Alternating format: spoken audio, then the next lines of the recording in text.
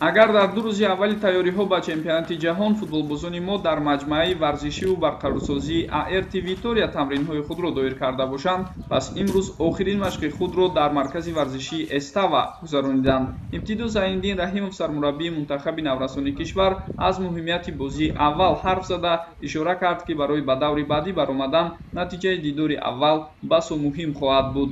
бо дарки ҳамин масъулият футболбозон тӯли 2 соати баъдӣ охирин тайёриҳои худро ба бозӣ бо Камерун аз озмоиш гузарониданд. зимни он ягон ҷузъиёти кӯчак ҳам аз мадди назар берун намонд. дар гӯшаи дигари варзишгоҳ мураббии дарвозабонҳо Асадулло Норов бо ҳамроҳии шогирдонаш Шоҳрух Қирғизбоев, Самандар Каримов ва Муҳриддин Ҳасанов якҷоя тамрин мекарданд. Муҳриддин, ки дар ҷараёни бозии санҷишӣ бо дастаи Аудакс осеб бардошта буд, имрӯз дар баробари ҳамкасбони дигараш дар машқҳо иштирок кард. ҳамаи 21 футболбози ба ҳайат ҷалб шуда барои иштирок дар бозии аввал бо дастаи Камерун, ки соати 4 субҳи 29 октябр бо вақти Тоҷикистон сурат мегирад, омодаанд.